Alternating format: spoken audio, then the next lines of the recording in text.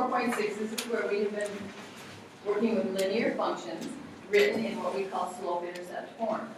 Slope-intercept form is a really efficient way to help us be able to graph a line. We don't have to make a table or anything. We can just use the y-intercept as our starting point and the slope as our drive over run to help us get other points. Now, what if we already have a graph, or what if we have some information and they want us to set up an equation using that? We can still use slope-intercept form. We learned last week before we went on Easter break how to write it in, how to write the equation in slope-intercept form also. So let's take a look at this problem that all this front deals with. The cost of food for an honor roll dinner. There, in other words, they're saying if you made the honor roll, they're serving a dinner for you. This is not a dinner that you're getting served honor rolls at. Okay? This is, if you're on the honor roll, it's an honor roll dinner, and the cost of the food is $300 plus $10 per student. So in other words, who's ever catering it is going to charge $300, and then they're also going to charge $10 for every student that comes. Okay? The cost of the food as a function of the number of students is shown in the graph. Number one, our first task is to write an equation that represents the cost as a function of the number of students. Well, we know the first thing we always do when we're going to write an equation is we decide what's our x going to represent and what's our y going to represent. Remember, x is the control variable, the independent variable. What's going to control what here? Will the number of students control the cost, or will the cost control the number of students? Dakota? The number of students is going to control the cost because the more students, the more money you're going to have to pay. So. Yeah, so the number of students, let's write that down. X is number of students. So we're going to let the x be the number of students, and I bet if you look at the graph, you'll see that the x-axis is being, the number of students is what is being represented on the x-axis. And then that makes the y then our what? Total cost. Yeah, we got to say total cost because it isn't just cost, because there's a couple of different costs involved here. Now when we write an equation, remember we have to have what we call a function rule. In other words, what do we have to do to the x that helps us get that y? So what do we have to do with that number of students to help us figure out the total cost? So first of all, let's just say y equals, how are we going to get the total cost? Y equals. What are we going to do? What would you do in this situation? It's the function rule. Rose? Are you talking about like the So we could put it into our slope-intercept form, you're saying? Yeah. Okay. We could try that. So Rose, what do you think? it would be like 10x plus 3. What do you think, class? You think it could be 10x plus 300? Because the x is representing the number of students, so however many students there are, we multiply that by 10, and that would say, okay, here's how much it's going to cost you for the number of students. And then what's that plus 300?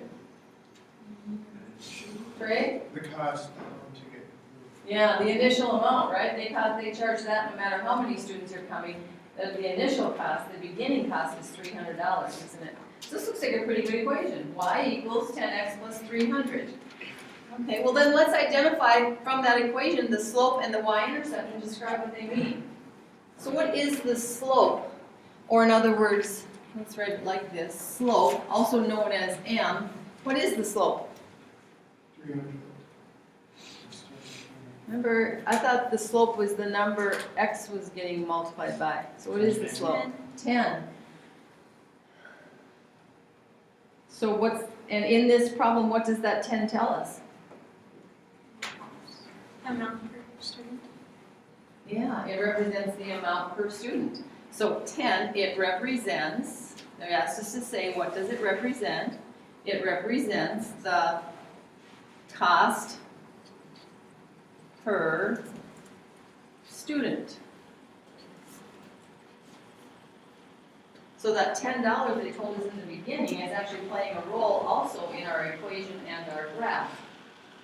It's the slope. It represents the cost per student. Okay, and then we're also supposed to identify the y-intercept, also known as what? What else do we call the y-intercept? The b. Yeah. What's our y-intercept? 300. And what does that represent?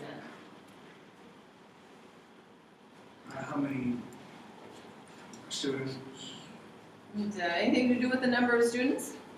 How many students show up? Does it have anything to do with the number of students? Cost of the dinner. Cost of what? One that rolled in, Pardon? one that rolled in. Okay, so it's the, what can we even be more specific? What part of the cost is it? Trey? The initial cost, it's the starting cost. It represents the initial cost, or in other words, how much does it cost no matter how many students you have? The initial cost, in other words, for them to even haul all their stuff there to do the dinner for you. It represents the initial cost. And then according to how many students are at this dinner, then the cost goes up from there, doesn't it? So that's where it starts. When there's 0 students, nobody's even come yet, it's $300. But then once the students start coming and they get fed, then it's an extra $10 for every one of them after that. Okay, so now let's just look at our graph and see how that shows on the graph. 300 right here. What's that ordered pair name right there? What's the ordered pair name right here?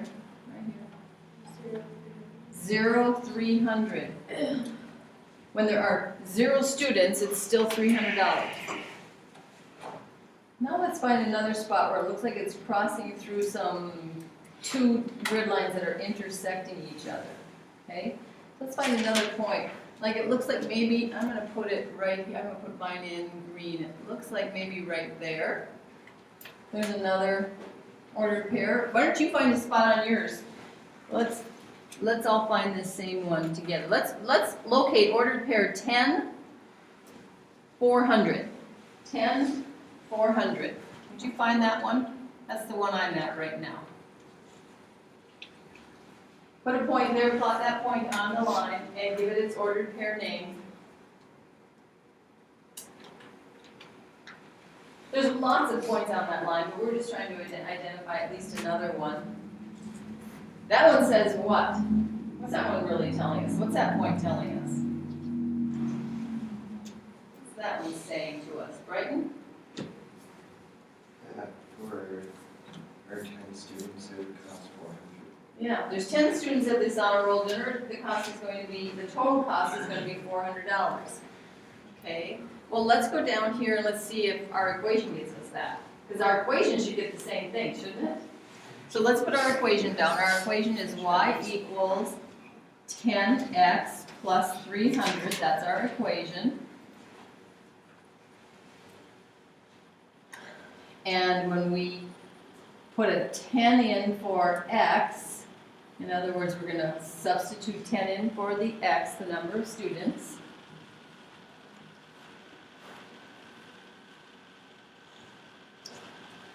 What is 10 times 10? 100.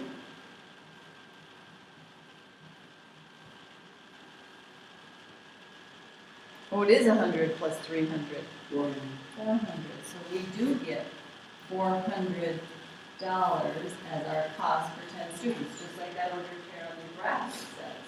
That point is on the line. So if our equation is right, when we substitute into it, we should get some of the points that are on that line. And we did. We got a point that is on the line. Okay. What if I wanted to use my graph to figure out the cost for 50 students? Could we use our graph? What do you think? Look at the graph. Tell me if you can tell what the cost would be for 50 students. Can you? Why not? Because the x-axis doesn't even go off that far, does it? Could we extend it if we wanted to? Sure we could, but do we want to go through that much work? JC? You could multiply 50 times 10. Yeah, let's use our equation that we have. We already have this nice equation that we can use that says, take 10 times the number of students, and that's 50, and add 300 to that. The initial cost needs to get added to it. So 10 times 50? 500, okay.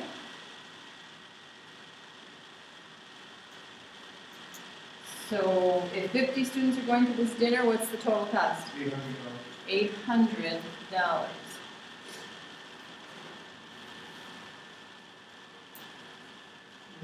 And hopefully that makes sense, right? Should the cost be higher than it was for 10 students? Yes. Yes, it should.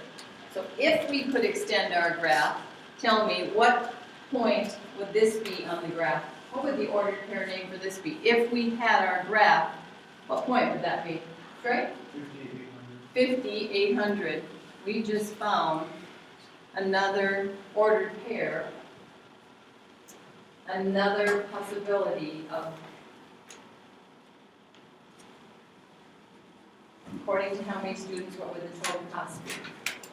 Okay, can you tell me something about, remember we talked about this before with graphs, tell me some sort of a restriction X has. What can't X be in this case? Can't be 0? Yeah, it can be 0. It can be nobody. Yeah? Can't be negative. No, can't have Y. Why can't it be negative? Could have negative number. Can't have negative number of people. We don't talk about negative people. I mean, we do talk about negative people, but not the negative number of people. Okay, what else can't we have? Cameron? Halves. Halves. We're not gonna have parts of people either, are we? So X has to be what? Whole number. No, we don't talk about parts of people. Whole number. We don't say, because they have, something possibly missing on their body that makes them not a whole person. No, that isn't how we talk. So whole numbers is what X has to be. So that means really on this graph, and we need to always keep that in mind. Remember, we talked about domain and range before. What's the domain of this graph then? Where does it start at? What's the domain? Domain is the growth. Does it start at 300? Domain and range. Let's see if we remember. Domain is the X values, and the range is the Y values. So where would the domain start at? 0 and go up by 1. It would be whole numbers, right? And what would the range be? Where would it start? 300, and then the next one would be 310, and the next one would be 320, and okay, remember how we've done that before. Okay, let's go to the back side and see what's happening back here. We got Laura who's on a 2-day hike in the Smoky Mountains. She hiked 8 miles on the first day and is hiking at a rate of 3 miles per hour on the second day. Her total distance as a function of time is shown on the graph. Which equation represents Laura's total distance as a function of time? She's on a 2-day hike. She hiked 8 miles on the first day. She's hiking at a rate of 3 miles per hour on the second day. And notice, this doesn't have any days on the graph, does it? It only has what? Hours. So they're saying that when they started keeping track, she had already walked how far? She'd already hiked 8 miles. So that's like our what? Is that our slope or our y-intercept? That'd be the y-intercept. That's the starting amount. She'd already hiked 8 miles. Well, then what would the slope be? 3 miles per hour. Yeah, she's going 3 miles per hour. There's our m value. So m equals 3. Okay, now you see if you can decide which equation it should be then for number 5. Circle the one you think is the right one. We said it looks like the y-intercept is 8. The slope is 3 because she goes 3 miles. She's hiking at 3 miles per hour. So which of those do you want to go with? Isaac? C. C. How many of you want C? Yeah. Y equals mx plus b. We substitute into it and we have y equals 3x plus 8. So C would be the equation of that one. Okay? What does the slope represent? Remember, we gotta understand what it represents. Does it represent Laura's total distance after one day? At 3 miles per hour? Does that make sense? 3 miles per hour would represent total distance after one day? No. Laura's total distance after 2 days? The number of miles Laura hikes per hour on the first day? Or the number of miles Laura hikes per hour on the second day? The second day, yeah. Remember the first day, that's what she started with. That was the amount. This graph is showing this, actually showing the second day, the hours on the second day. So that 3 miles per hour is coming on the second day. So it should be answer D. 8, we just know she hiked 8 miles on the first day. We have no idea what her rate was on the first day. We just know she went 8 miles altogether. Okay, number 7, what does the y-intercept represent? Make a decision there on your own, decide. Is it A, B, C, or D? Read through them and decide. Don't be sidetracked by something else, make a decision on number 7.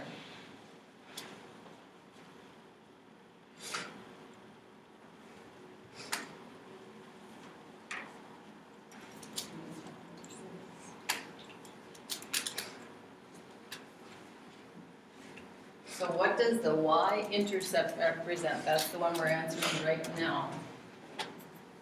The y-intercept.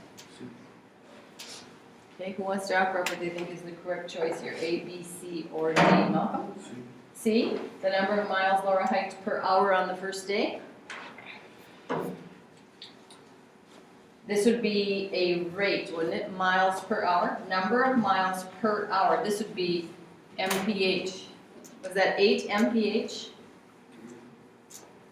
Let's go back up and look. Go back up and look at the little paragraph at the beginning up there. Did the 8 have a label of mph? No. No, what was its label? Miles. Miles.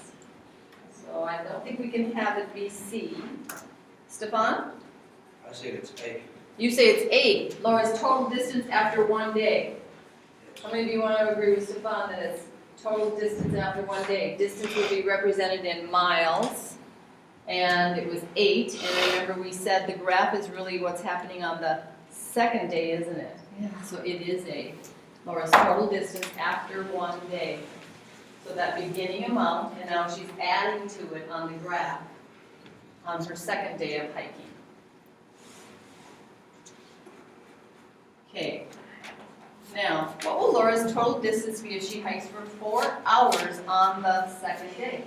We have 2 ways we can get this answer, and we're going to make sure that both of them get the same thing. What's one way? What's one way we can get this answer? What do you think? Rose, what's one way? Function. So the equation that we have up there in number 5? Yeah. So we could write down y equals 3x plus 8. So let's do this together. Where would the 4 go? H. Replace the x, because look at here, the x is hours, isn't it? The x is hours, so we would put 4 in for x.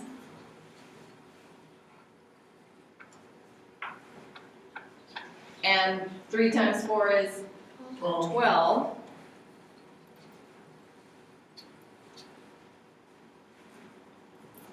And 12 plus 8 is 20. 20. And those are 20 what? Look on the y-axis, it says it's y, miles. So this is 20 miles. What will Laura's total distance be? Total distance, that 8 that she did at the beginning, plus what she did on the second day. So all together, we have that she has hiked 20 miles. Okay, it says, if she hikes for 4 hours on the second day. So in reality, how far did she actually hike on the second day? The 12, right? And then we add that 8 to it from the first day, and altogether she's done 20. Okay, what's another way we could have gotten that same answer? What's another way, Isaac? You kind of just follow the force on the x-axis up to the 20. Okay, so we could follow up to the, and we'd say, we'd land on the line and we'd say, okay, and then we'd come over here and we go to the y-axis and we would see what's the number of miles right there. In other words, this is ordered pair what? 420. 420. So we could also use the graph to verify that it is 20 miles. Okay, so at 4 hours, follow it up to the line, stop, follow it over to the y-axis and see what the y value is. It is 20, and those are miles. So we have both ways to get that same answer, 20 miles. Okay, now I want you to do number 9 on your own. Do number 9 on your own. Come up with, she hikes for 6 hours on the second day.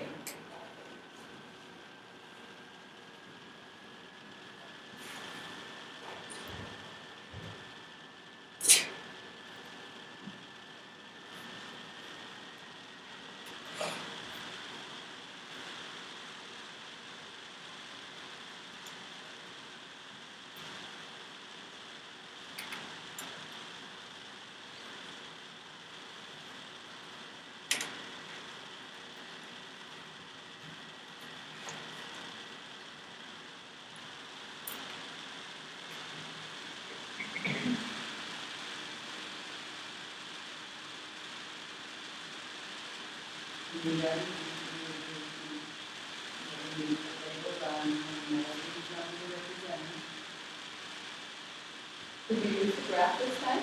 No. We have to actually use it, it doesn't get that, does it? So we have to use the function. We substitute into our function, into our equation. We put the 6 in for the x, and we solve it for y. Okay. Do we have any questions about that? Okay, now they want us to go back and let's figure out how fast was she hiking on the first day. We already know how fast she was hiking on the second day. How fast was that? No, how fast? 3 miles per hour. 3 miles per hour when she was hiking on the second day. Now we're gonna figure out how fast was she hiking on the first day when she covered that 8 miles. It says right here, if she hiked for 4 hours on the first day, what was her rate of speed? How fast was she hiking that day? How do you do that? Divide? Okay, what should we divide with? Brighton? What should we divide with in number 10? Josh? Take the distance divided by the time. Oh, okay, so distance divided by time should give us the rate. Okay, well, how far did she go on the first day? So distance divided by time is what I just heard, so we're gonna do 8. She went 8 miles on the first day. How long did they say, if she hiked for how long? 4 hours, so if she hiked for 4 hours, what's her rate of speed on the first day? 2 miles per hour. Wasn't hiking quite as fast on the first day, which must have been hotter that day. Okay. So, if your notes are complete, we're ready to move on. Get your homework. Are you ready? Yes. Anybody have any questions?